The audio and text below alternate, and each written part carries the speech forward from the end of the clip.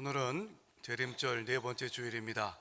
내일 모레면 성탄절인데 2000년 전 예수님 탄생하셨을 때 천사들이 이렇게 노래했죠. 지극히 높은 곳에서는 하나님께 영광이요 땅에서는 하나님이 기뻐하심을 입은 자들 중에 평화로다. 하나님 사랑하시고 하나님 기뻐하신 여러분 가운데 하나님의 크신 평화가 함께 하시길 축원합니다. 여러분 정말 여러분 마음 가운데에 또 여러분의 가정에 평안이 있으십니까? 우리 마음에 또 우리 가정에 우리 사회에 있기를 바라지만 또 돌이켜보면 안타까운 현실이 있는 것도 사실입니다.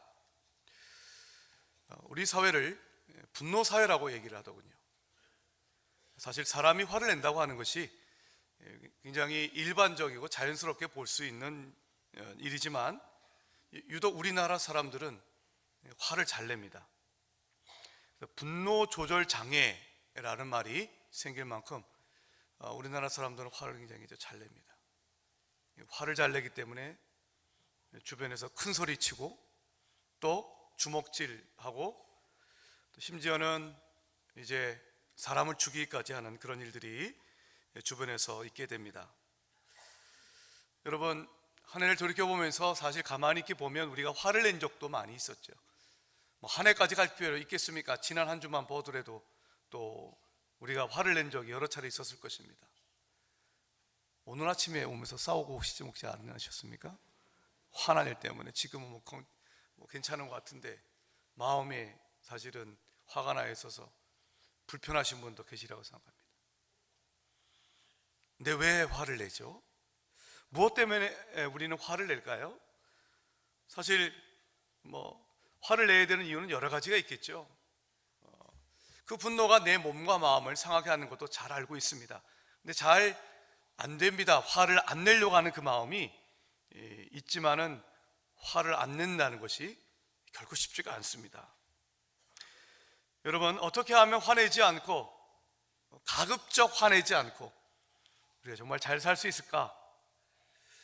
오늘 우리가 함께 읽은 사무엘상 25장을 보면 분노한 다윗이 등장을 합니다. 다윗이 우리가 지금까지 쭉 읽어보면 의로운 분노는 있었죠. 골리앗 앞에서 의로운 분노는 있었지만 그가 누군가 때문에 화를 낸 적이 사실은 이렇게 잘 나타나 있지 않습니다. 오히려 자기를 죽이려는 사울을 그를 죽일 수 있는 절호의 찬스가 있었지만 죽이지 않았습니다. 용서해 주었습니다. 그런 자애로움이 있었고 관용이 있었습니다. 왜냐하면 하나님이 기름 부어 세우신 자라고 하는 믿음이 있었기 때문에 그랬죠. 근데 오늘 사무엘상 25장에 등장하는 다윗은 격노한 다윗입니다. 화가 머리끝까지 나 있습니다. 여러분 그도 평범한 인간이었습니다. 하나님을 바라볼 때는, 하나님을 의지할 때는 그가 자기를 죽이고자 하는 사람을 용서할 수 있는 아량이 있지만 그러나 잠시 하나님을 바라보지 못할 때는 그도 역시 인간의 격정, 지난주에 말씀드린 대로 사단은 우리를 격동시킨다고 했습니다. 하나님은 우리를 감동시키지만 사단은 우리를 격동시키거든요. 그 격동함에 넘어가는 연약한 인간입니다. 그러나 그는 하나님이 보내신 한 여인을 만나 그의 분노를 접게 되죠. 오늘은 다윗의 분노와 관련돼서 여러분들과 함께 하나님 주시는 메시지를 보려고 합니다. 다윗과 그의 일행이 사울을 피할 때 한 번은 이제 갈멜이라는 곳에 있게 되었습니다. 이때 갈멜은 그 선지자 엘리야가 바알과 아세라 선지자들과 맞서 싸운 그런 갈멜산이 아니라 유대 남부 지역의 헤브론이라는 곳이 있는데 거기 근처에 있었던 마온이라는 지역이 있고 거기에 또 한 1.5km 떨어진 곳에 갈멜이라는 곳이 있었습니다. 그곳에 살고 있었던 나발이라고 하는 사람이 있었습니다. 나발은 굉장히 부자였습니다. 양이 3,000마리 있었고 또 염소가 1,000마리 있었습니다. 아주 거부라고까지 할 수는 없어서도 상당히 잘 사는 사람이었습니다. 그런데 어느 날 다윗이 이곳저곳 광야를 부하들과 함께 자기에게 모인 사람들과 함께 이것저것 전전하다가 이제 먹을 것이 떨어졌나 봅니다. 그래서 나발에게 사람들을 보냅니다. 자기 부하 10명을 보내서 먹을 곳을 구합니다. 아주 정중하게 구합니다. 먼저 다윗은 나발을 축복했습니다. 오늘 말씀 6절을 한번 같이 한번 보죠. 말씀 6절입니다. 함께 읽겠습니다. 시작. 그 부하게 사는 자에게 이르기를 너는 평강하라, 내 집도 평강하라, 내 소유의 모든 것도 평강하라. 이 평강하라는 단어가 3번 나오죠. 여러분, 오늘 말씀을 통해서 여러분 한번 축복하고 싶습니다. 여러분, 주님 안에서 평강하십시오. 여러분의 집도 평강하십시오. 여러분의 모든 것이 다 평강할 주의 이름으로 축복합니다. 아멘입니다. 이 듣기만 해도 얼마나 평강하십시오, 이 얘기를 축복만 받아도 얼마나 기분이 좋아요. 다윗이 사람을 보내서 먼저 나발에게 그렇게 축복했거든요. 평강하십시오, 평강하십시오, 평강하십시오. 그렇게 먼저 하나님의 이름으로 축복을 했습니다. 그리고 먹을 것을 달라고 얘기합니다. 그런데 나발이 이런 자에 거절합니다. 빈손으로 돌아온 부하들에게 어떤 그가 일을 당했는지 그가 듣고 화가 머리끝까지 납니다. 경노합니다. 그거는 부하들에게 얘기를 합니다. 다 칼을 뽑아라. 내일 아침까지 나발의 집안에 있는 모든 남자들을 다 우리가 죽일 것이다 라고 얘기를 해요. 우리식으로 얘기하면 씨를 말리겠다는 거예요. 나발의 집안의 사람들을 씨를 말리겠다, 완전 몰살시키겠다라고 하는 선언인 것이죠. 저주의 선언입니다. 그러면서 하는 말이, 만약 내가 내일 아침까지 그렇게 하지 못하면, 나발의 집안에 있는 집안을 쑥대밭으로 만들지 못하면 하나님이 내게 벌을 내리셔도 좋다, 이렇게까지 얘기하는 거예요. 하나님의 이름을 들먹거리면서 지금 나발에 대한 복수를 선포합니다. 보복을 선포합니다. 여러분, 왜 나발이 이렇게, 다윗이 화를 내었는가? 나발 때문이었습니다. 나발은 화를 나게 하는 사람입니다. 세상을 가만히 보면 오늘 말씀의 근거를 해본 2가지 사람이 있어요. 한 사람은 나를 화나게 만드는 사람이 있어요. 한 사람은 내 마음을 위로하는 사람이 있어요. 화를 누그러뜨리는 사람이 있어요. 나발이 화를 만들게 만드는 사람이었어요. 구체적으로 이 나발이 다윗의 어떤 이유로 화를 만들어내겠는가? 첫 번째, 다윗은 이 나발의 배은망덕 때문에 화가 났습니다. 배은망덕, 은혜를 잊어버린다는 얘기입니다. 다윗과 그의 부하들은 이 나발이 소유하고 있었던 이 여러 가축들을 잘 보호해줬던 것 같습니다. 그리고 나발에 고용하고 있었던 목자들을 잘 지켜주었습니다. 해를 끼치지 않았습니다. 무력을 사용해서 그들에게 해를 입히지도 않았고 오히려 보호해 주었다고 얘기를 합니다. 이 사실은 우리가 사무엘상 25장 나머지 부분을 읽어보면 이 나발의 이 목자들이 증언하는 바입니다. 자, 다윗의 입장에 보면 나발에게 잘해준 거예요. 그들의 나발의 소유로 갖고 있었던 가축들을 지켜주었고 아무나 해를 입히지도 않았어요. 돌아온 거는 오히려 차가운 냉도였습니다. 더더군다나 다윗이 먹을 것을 요청했을 때는 그 당시에는 양의 털을 깎는 시기였다라고 얘기를 합니다. 양의 털을 깎는 시기를 우리식으로 얘기하면 이렇습니다. 추수 때다라는 얘기예요. 1년 동안 농사를 열심히 해가지고 추수를 합니다. 그리고 주인은 그 추수하는 일꾼들을 위해서 먹을 것을 풍성하게 차려줍니다. 여러분, 잔치가 있으면 인심이 후한법 아니겠습니까? 그런 때에 먹을 것 좀 달라 그랬어요. 그러면 좀 인심을 후하게 좀 써서 줄 수도 있는 법인데 그렇지 못했다는 거예요. 이런 이유 때문에 지금 다윗은 상처를 받았어요. 배은망덕. 여러분, 가만히 돌이켜 보십시오. 우리가 화가 나는 이유 가운데 하나가 무엇입니까? 내가 해준 것에 대해서 사람들이 고마워하지 못하고 감사하지 못할 때입니다. 자식들은 내가 뼈 빠지게 일한 건 못 알아줘요. 아내는, 엄마는 내가 열심히 집안에서 이 일들을 이끌어가는 것을 알아주지 못해요. 감사할 줄 몰라요. 보답할 줄 몰라요. 그때 화가 나지 않습니까? 그때 화가 나요. 그러나 여러분, 우리가 또한 이 시점에 우리는 과연 하나님의 은혜를 잊지는 않았는지 한번 돌이켜볼 수 있길 바랍니다. 여러분, 시편 103편 보면 이런 말씀이 있어요. 내 영혼아 여호와를 성축하며 그의 모든 은택을 잊지 말지어다. 한번 따라 하십시다. 그의 모든 은택을 잊지 말지어다. 하나님이 우리를 구원해 주신 은혜, 우리를 먹여주신 은혜, 오늘 2018년 12월 23일까지 이곳 이 순간까지 인도하신 은혜, 여러분 하나님의 은혜인 줄 믿으십니까? 우리가 그 은혜를 찬송하고 감사해야 되는데 그 은혜를 잊어버린 경우가 얼마나 많이 있겠습니까? 하나님의 입장에서 보면 우리도 어떻게 보면 배은망덕한 사람들이죠.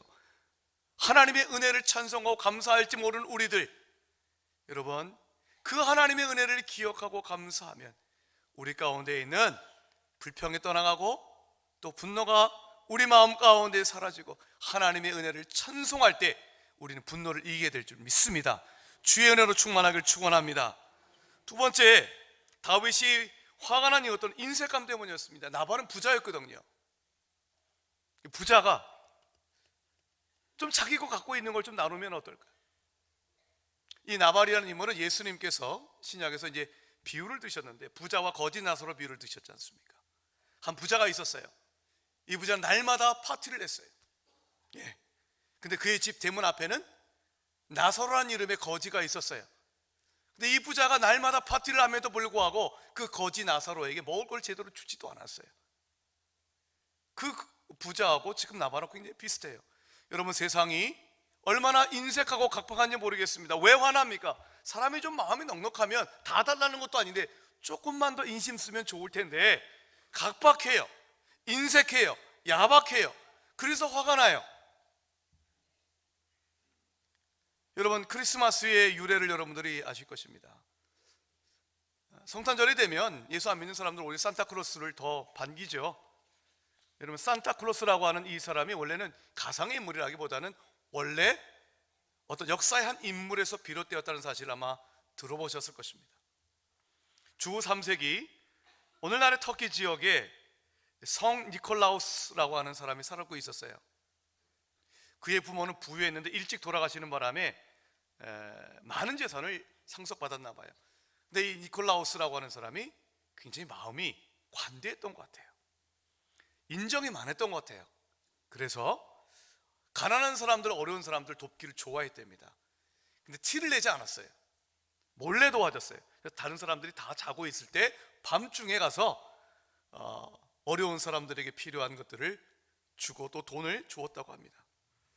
근데 이런 얘기가 있어요.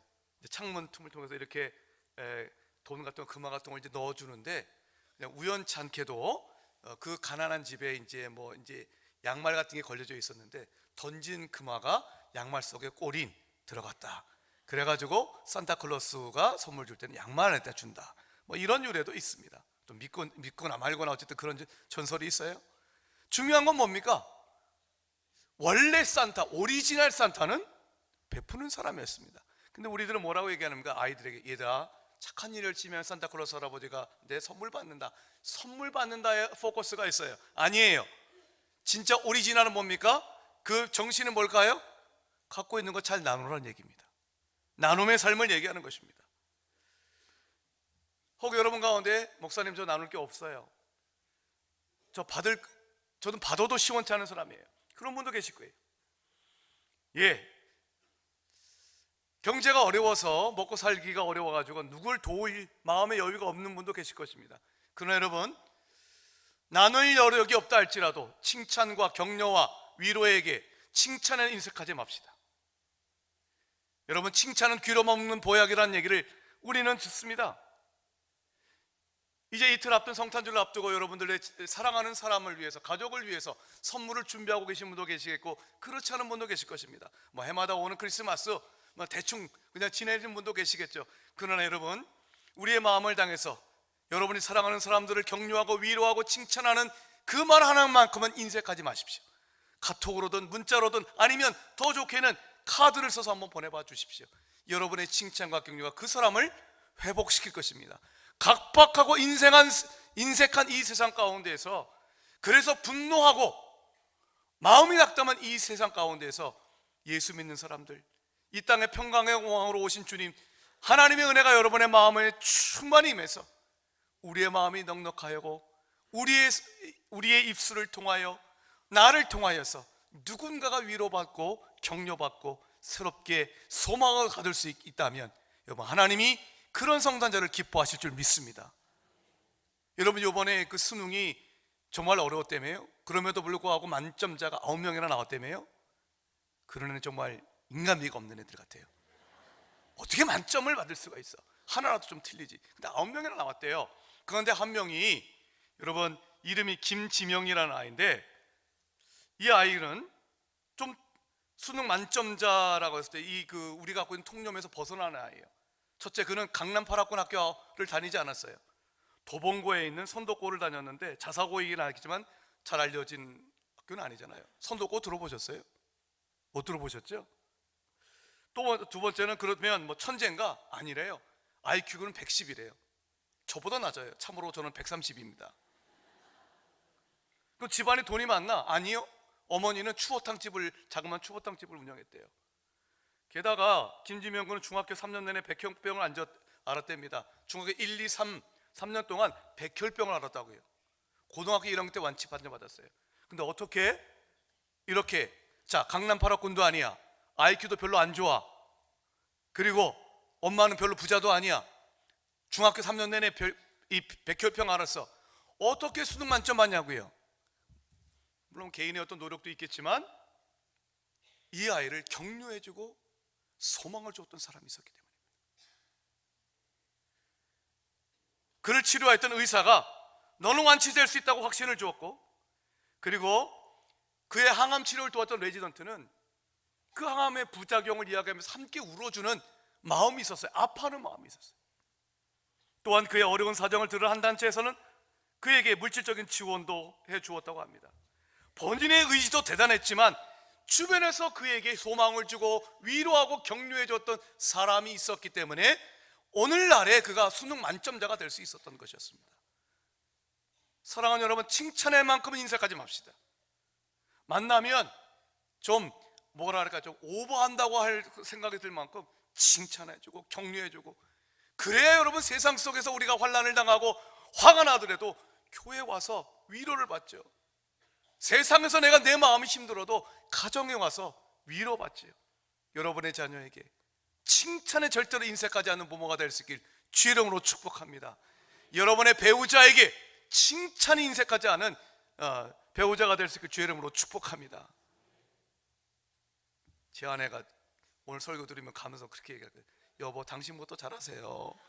그럴 것 같아요. 그럼에도 불구하고 제가 설교하면서 제 마음을 다시 찾아뵙는 겁니다. 다윗이 화가 났던 또 한 가지 이유가 있습니다. 첫 번째가 배은망도, 두 번째가 인색함이었고, 세 번째는 뭐냐? 인격 모독이었습니다. 오늘 말씀 한번 10절을 보겠습니다. 10절 한번 같이 한번 보겠습니다. 시작.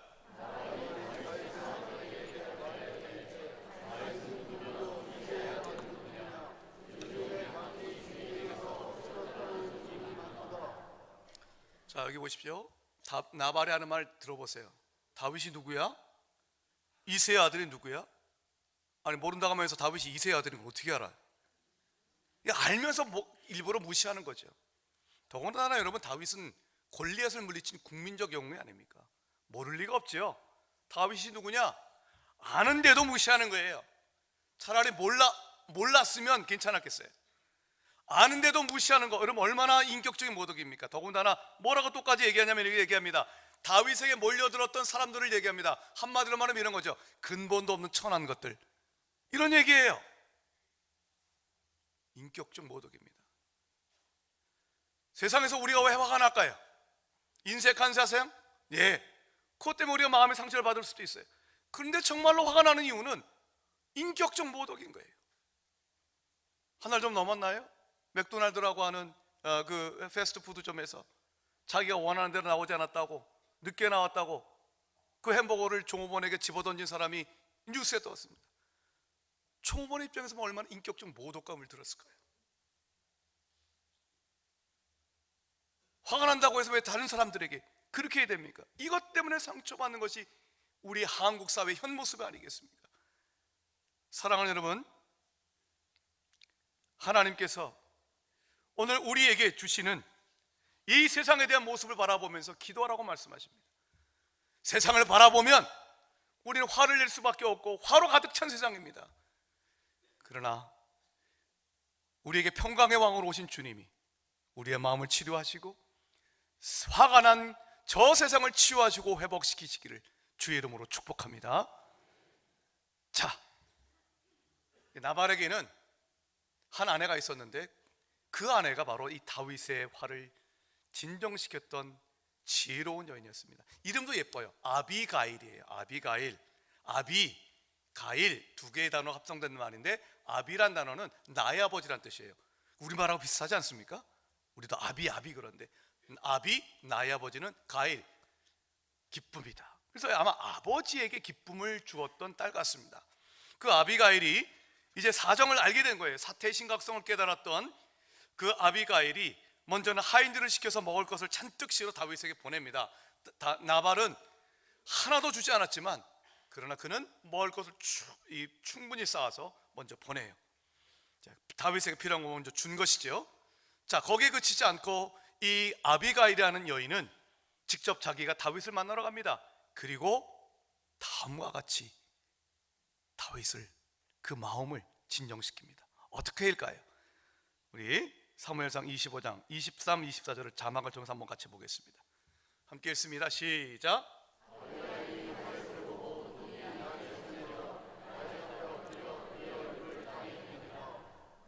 그가 다윗의 발에 엎드려 이르되 내 주의 원하건대 이 죄악을 나고 내게로 돌리시고 여종에게 주의 귀에 말하게 하시고. 자, 자막을 한번 그대로 둬보세요. 첫 번째 아비가일의 모습, 행동 가만히 보십시오. 아비가일은 다윗 앞에 엎드려 그의 얼굴을 땅에 댔다고 그랬습니다. 24절 다윗의 발에 엎드렸다고 그랬어요. 잘못한 거 없잖아요. 아비가일이 뭘 잘못했어요? 남편 잘못한 죄밖에 없죠. 그런데 그 본인이 나가서 얘기합니다. 무릎을 꿇습니다. 그리고 다윗을 나의 주라고 얘기합니다. 이것은 극존칭어입니다. 자신을 종으로 낮춥니다. 여러분, 세상에 화가 난 세상 가운데서 왜 화가 진정되지 않는지 아십니까? 이유는 한 가지입니다. 서로가 핏대를 세우고 서로가 자기가 상대방에게 이 사과를 받으려고 하기 때문에 그렇습니다. 어느 누구도 무릎을 꿇으려고 하지 않습니다. 내 탓이 하려고 하지 않기 때문에 그렇습니다. 아비가일은요, 자기가 잘못한 것도 없지만 먼저 자신이 무릎을 꿇고 이 죄악을 나에게 돌리소서라고 합니다. 내가 잘못했습니다 라고 얘기합니다. 여러분, 이 아비가일의 모습에서 우리는 바로 이 땅에 화해자로 오신 주님의 모습을 봅니다. 정호승 시인이 쓴 무릎이라는 시가 있습니다. 제가 잠깐 한번 읽어봐 드리겠습니다. 너도 무릎을 꿇고 나서야 비로소 사랑이 되었느냐? 너도 무릎을 꿇어야만 걸을 수 있다는 것을 아는 데에 평생이 걸렸느냐? 차디찬 바닥에 스스로 무릎을 꿇었을 때가 일어설 때이다. 무릎을 꿇고 먼 산을 바라볼 때가 길 떠날 때이다. 낙타도 먼 길을 가기 위해서는 먼저 무릎을 꿇고 사막을 바라본다. 낙타도 사막의 길을 가다가 밤이 깊으면 먼저 무릎을 꿇고 찬란한 별들을 바라본다. 정호승 시인이 어떤 의미에서 무릎을 꿇는다는 의미를 사용했는지 정확히 이해할 수 없어도 저에게는 이렇게 다가왔습니다. 여러분, 무릎을 꿇을 때만 걸을 수 있습니다. 낙타도 먼 길을 떠날 때 무릎을 꿇고 사막을 둘러본다고 했습니다. 낙타도 밤이 깊으면 무릎을 꿇고 찬란한 별들을 바라본다고 했습니다. 별을 보기 위해서는 사막을 보기 위해서 먼저 무릎을 꿇어야 합니다. 사람이 되기 위해서는, 화해의 역사를 이루기 위해서는 무릎 꿇는 사람이 있어야 됩니다. 내 탓이라고 말하는 사람이 있어야 됩니다. 근데 한 사람도 없어요. 서로 자기만 화가 났던 것만 주장할 뿐이에요. 나 화났어 라고 말하는 사람뿐이에요. 그러니 화해와 치유 역사가 일어나지 않아요. 여러분, 구원이 무엇입니까? 하나님의 사랑이 무엇입니까? 여러분, 화가 나야 될 분은 하나님이시잖아요. 우리의 죄악을 보면서 화날 분은 하나님이시잖아요. 근데 하나님이 먼저 우리에게 화해를 청하셨잖아요. 그게 성탄절이잖아요. 하나님 아들 예수 그리스도께서 자기를 낮추어 자기를 비워서 이 땅에 오셨잖아요. 무릎을 꿇으셨잖아요. 낮아지셨잖아요. 어디까지요? 십자가에 죽기까지 낮아지셨잖아요. 그러니까 구원의 역사가 일어났던 것이지 않겠습니까? 이것이 구원의 진리입니다. 어떻게 화난 내 마음이 진정될 수 있습니까? 어떻게 화난 사람들로 가득 찬 이 세상이 여러분 다정다감한 사회, 화기애애한 사회, 기쁨의 사회가 될 수 있을까요? 진정한 평화가 이룰 수 있을까요? 먼저 무릎을 꿇고 내 탓이오라고 말하는 사람이 있을 때입니다. 우리는 그 모습을 주님에게 봅니다. 거기에 화해의 역사, 구원의 역사가 일어나는 것입니다. 한편으로 보면서 아비가일 같은 사람이 내 곁에 있으면 좋겠다는 생각도 해봅니다. 그 사람이 내 배우자일 수도 있고 내 친구일 수도 있고 교회 다니는 사람일 수도 있고 또 바깥에 어떤 내가 존경하는 사람일 수도 있겠죠. 그 아비가일이 상징하는 바가 뭘까요?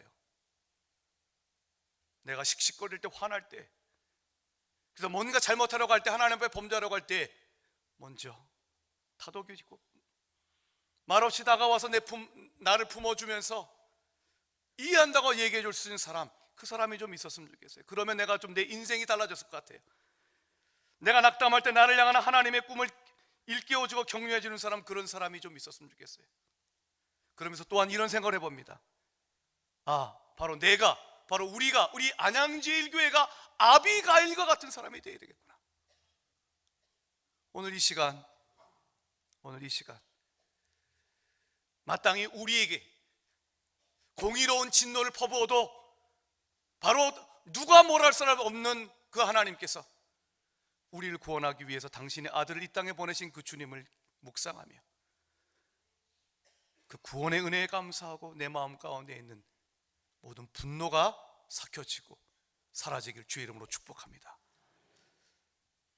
마지막으로 아비가일은 또한 이런 얘기도 했습니다. 26절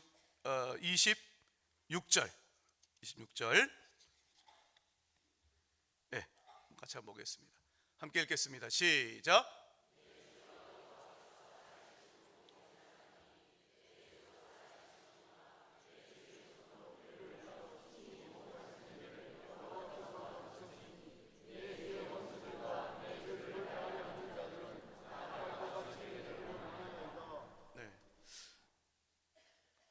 사무엘상 25장을 보면 이 아비가일은 다윗을 만난 이후부터 굉장히 6절에 걸쳐서 긴 이야기를 합니다. 아마 제가 계산한 바에 따르면 구약에서 가장 길게 말한 여인이 바로 이 아비가일이에요.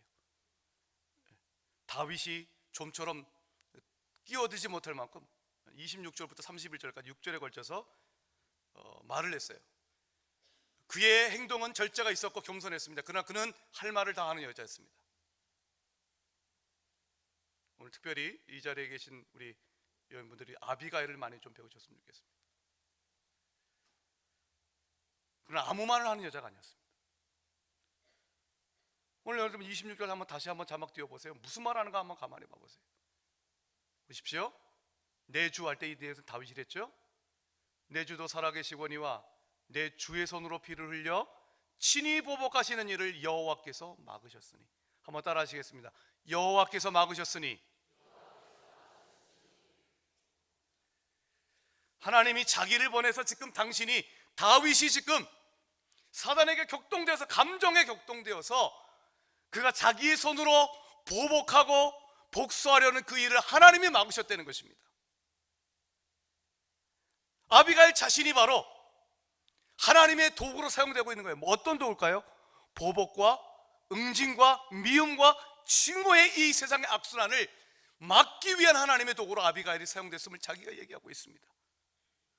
성도 여러분, 하나님은 오늘 이 시간 여러분 마음 가운데 있는 미움, 증오, 그로 인해서 보복하고 안갚음하고 싶은 그 마음을 막아주시는 하나님이 되시길 주의 이름으로 축복합니다. 오늘 우리는 그렇게 치유받아야 됩니다. 내 마음 가운데 있는 그 모든 마음을 막아주시옵소서. 하나님 보시기에 악한 마음들, 내 손에 피를 흘리고 내 마음속에 피를 흘리는 그 모든 것들을 주님 막아주시옵소서. 그리고 주의 평화로 내 마음을 채워주옵소서. 그것이 바로 우리 주님의 오늘 우리 여러분에게 주시는 위로의 말씀이 되기를 축원합니다. 또한 여러분, 아비가일은 계속해서 이렇게 얘기합니다. 28절의 말씀 함께 읽어보겠습니다. 시작.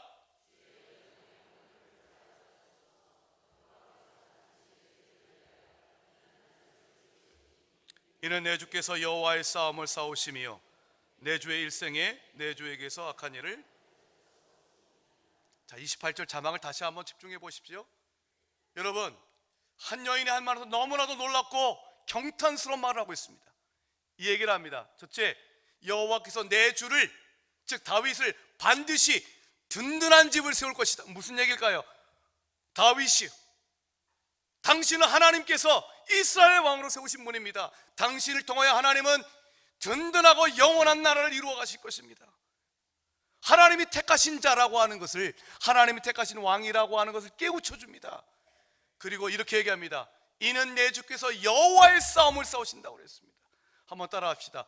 여호와의 싸움을 싸우자. 여호와의 싸움이 무엇입니까? 하나님이 함께 하시고 하나님이 도우시고 하나님의 영광을 위한 싸움이에요. 대표적으로 다윗이 골리앗을 싸워서 이긴 싸움이 여호와의 싸움이에요. 그때는 다윗이 아무것도 갖고 있지 않았지만 만군의 여호와의 이름으로 나가서 하나님의 살아계심을 증거하기 위해서 하나님을 대적하는 원수 골리앗을 물리쳐 이겼습니다. 지금의 싸움 무엇입니까? 다윗이 지금 싸우려는 싸움이 무엇입니까? 복수의 싸움인 거예요. 아비가일의 얘기는 이것입니다. 당신은 여호와의 싸움을 싸워야지, 보복과 복수의 싸움을 싸워서는 안 됩니다. 당신은 하나님의 사람이기 때문입니다. 당신은 하나님이 택한 왕이기 때문입니다. 여러분, 하나님은 오늘 우리에게 그렇게 말씀하고 계신 것은 아닐까요? 바울도 말했습니다. 우리의 싸움은 혈과 육이 아니라고 했습니다. 근데 우리는 모든 우리가 하는 싸움을 가만히 보면 내 아내와 내 남편과 싸우고 내 자식과 싸우고 내 주변에 있는 사람들과 날마다 싸우고 있습니다. 아니요, 우리의 싸움은 무엇입니까? 여호와의 싸움, 하나님 나라와 하나님의 영광을 위한 싸움이 되어야 됩니다.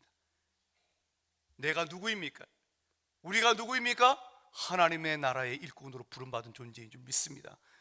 그거를 깨달을 때 내가 내 마음에 있는 미움의 전쟁, 복수의 싸움을 내려놓을 수 있다는 것입니다. 여러분 기억하십시오. 우리가 누구입니까? 하나님의 자녀, 하나님의 백성인 줄 믿습니다. 여호와의 싸움을 싸워야 되는 하나님의 군사인 줄 믿습니다. 다른 우리의 미움과 증오심에서 나오는 싸움에 우리의 힘을 소진하는 것이 아니라 우리가 누구인지 바로 깨닫고, 주님, 내가 여호와의 싸움으로 부름받은 자이오니 주여 하나님 나라의 영광을 위해서, 주님을 위해서 싸우는 삶을 살게 하여 주시옵소서. 기도할 때 우리의 이 세상을 향한 또한 우리 주변에 있는 사람에 대한 미움이 사라지고 하나님의 영광과 하나님의 능력과 하나님의 평강이 여러분을 붙잡아 주시고 인도하여 주실 줄 믿습니다. 2018년 12월 23일 대강절 네 번째 주일을 맞이하면서 하나님의 평강이 여러분의 마음에 충만하시길 주의 이름으로 축원드립니다. 기도하겠습니다. 하나님 아버지, 분노로 가득 찬 내 마음, 이 땅에 평강의 왕으로 오신 주님만을 바라보게 하여 주시옵소서. 주의 성육하심과 주의 평화를 우리 마음 가운데에 묵상하고 받아들여 내 마음 가운데는 모든 분노가 사라지고 오직 하나님의 영광을 위한 싸움만을 살아갈 수 있도록 축복하여 주시옵소서. 예수 그리스도의 이름으로 기도합니다.